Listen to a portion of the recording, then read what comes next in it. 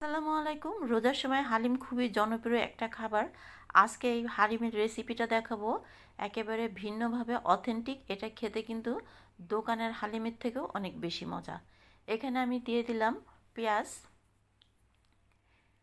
এখানে আমি 2 মুঠ মতো পেঁয়াজ দিয়ে দিলাম। পেঁয়াজটা কিন্তু ভালোভাবে লাল লাল করে ভেজে নিতে হবে। আমার পেঁয়াজটা কিন্তু ভাজা হচ্ছে। এখানে পেঁয়াজটা কিন্তু অবশ্যই বেরেস্তা করে নিতে হবে। আমার পেঁয়াজটা বেরেস্তা হয়ে গেছে। এখন আমি এখান থেকে খানিকটা উঠিয়ে রাখবো। আমি বেশিটুকুই উঠিয়ে রাখবো। তারপরে আমি কি করব সেটাই আপনাদের আমি দেখাচ্ছি। এরকম একটা পাত্রে আপনারা কিন্তু এই বেরেস্তাটা উঠিয়ে রাখবেন।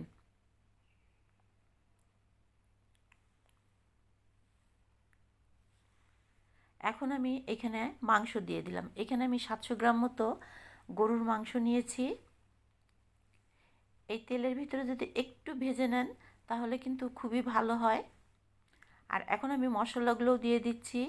দারচিনি, গোলমরিচ, লবঙ্গ, এলাচি, এই মশলাগুলো আমি দিয়ে দিলাম। দিয়ে দিলাম স্বাদ মতো লবণ। দিয়ে তেলের ভিতরে একটু নাড়াচাড়া করব।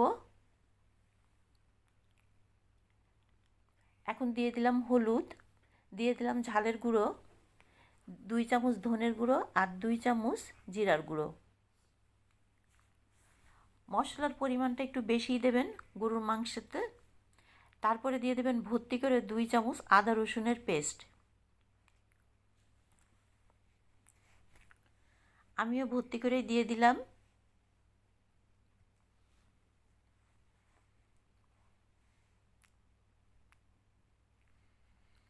আমার মাংসটা একটু কষানো হয়ে গেছে।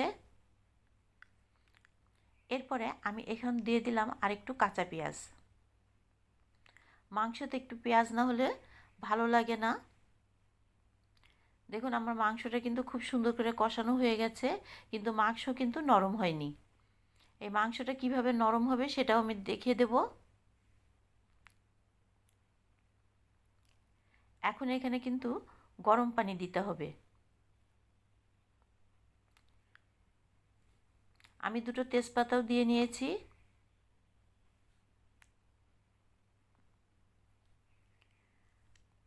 আমার মাংস সিদ্ধ হয়ে গেছে। সিদ্ধ হওয়ার আগে এখানে আমি দিয়ে দিলাম হাফ কাপ মতো টক দই। এই টক দইয়ের কারণে কিন্তু হালিমটা খেতে একেবারে অন্যরকম লাগে।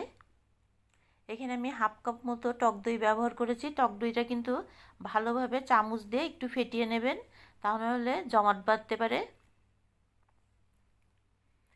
অন্যদিকে আমি এখানে নিয়েছি মুগ ডাল হাফ কাপ, ছোলার ডাল হাফ কাপ, মসুর ডালও আমি হাফ কাপ ব্যবহার করব, আর এখানে ভাজা মাসকলাইয়ের ডাল। সমস্ত ডালগুলো আমি একটা বাটিতে দিয়ে দিলাম। শুধু মাসকলাইয়ের ডালটা কিন্তু আলাদাভাবে ভিজিয়ে নিতে হবে, কারণ সেখানে মাসকলাইয়ের ডালে প্রচুর পরিমাণে খোসা থাকে। আমি এই ডালগুলো পানি দিয়ে ভিজিয়ে রাখবো। 2-3 ঘন্টা কিন্তু ভিজিয়ে রাখতে হবে।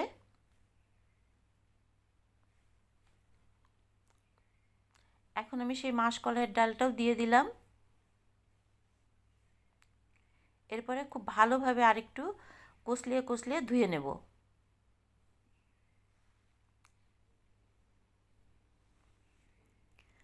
ডাল ভিজে গেছে, দেখতেই পাচ্ছেন ডালটা কিন্তু বেশ নরম হয়ে গেছে। এখন আমি এটা ব্লেন্ডারে ব্লেন্ড করে নেব। ব্লেন্ড করার পর ঠিক এরকম হয়েছে।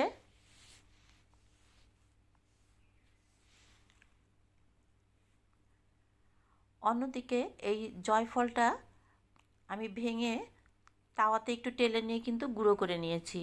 সেই গুঁড়ো করাটা আর দেখানো হয়নি। ঠিক এরকম হবে। এখান থেকে আমি সামান্য অংশ ব্যবহার করব। দেখতেই পাচ্ছেন আমি কতটুকু নিয়েছি। হাঁড়িতে গরম পানি, তারপরে দিয়ে দিলাম একটু পেঁয়াজ, দিয়ে দিলাম 1 চা চামচ মতো আদা রসুনের পেস্ট, 3টে তেজপাতা, আর দিয়ে দিলাম সেই ডালটা। এই হালিমটা খেতে কিন্তু খুবই টেস্ট, খুবই ভালো লাগে।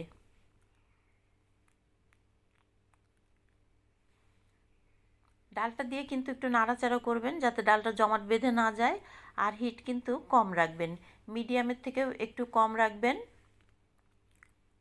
এখন দিয়ে দিলাম হলুদ, দিয়ে দিলাম লবণ স্বাদ মতো, ঝালের গুঁড়ো,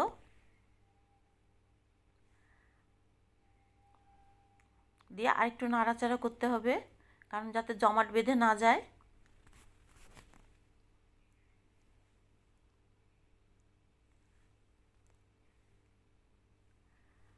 আমার ডালের মিশ্রণটা কিন্তু এরকম হয়েছে। আমি কিন্তু একটু পরপরই নাড়াচাড়া করছি। হালিমটা কিন্তু খুবই স্লো কুক হয়, এটা কিন্তু কোনো তাড়াহুড়ো করা যায় না। আর এখন দিয়ে দিলাম সেই জয়ফলের গুঁড়োটা।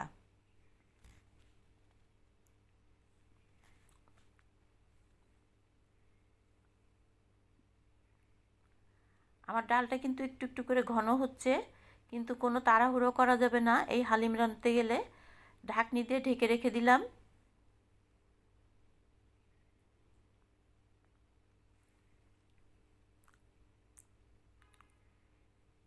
দিয়ে দিলাম গরুর মাংসটা।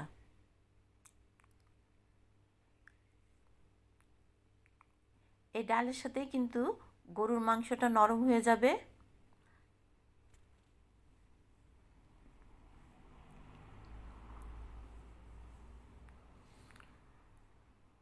কালারটা দেখতে পাচ্ছেন কতটা সুন্দর হয়েছে।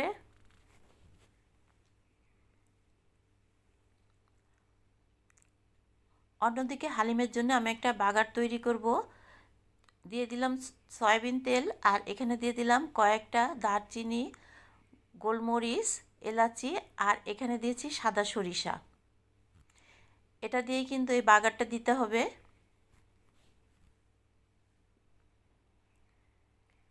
খুব সুন্দর একটা অ্যারোমা বের হচ্ছে।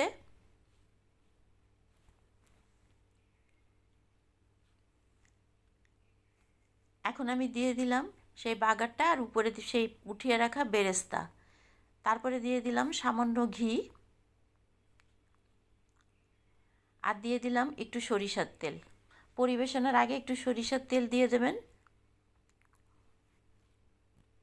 ভিডিওটা এমনি অনেক বড় হয়ে গেছে, যতটুকু পেরেছি ছোট করেছি। আর একদম শেষে দেবেন আরেকটু দই। এখানে 3-4 চামচ মতো দই ফেটে এরকমভাবে দিয়ে দেবেন। এটা কিন্তু টক দই ব্যবহার করতে হবে।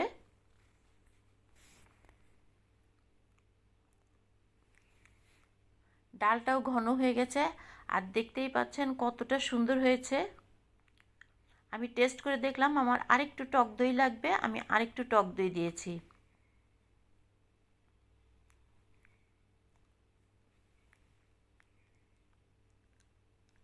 একদম দোকানের হালিমের মতোই দেখতে হয়েছে।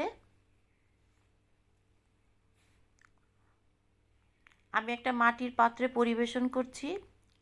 দিয়ে দিলাম আরেকটু উপরে বেরেস্তা, একটু আদা কুচি, একটু ধনের পাতা। এভাবেই কিন্তু হালিমটা পরিবেশন করা হয়।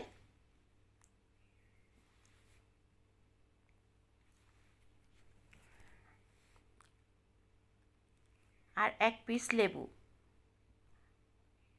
রেসিপিটা কেমন লাগলো একটা লাইক কমেন্ট করে জানাবেন। দেখা হবে পরবর্তী কোনো একটা রেসিপি নিয়ে।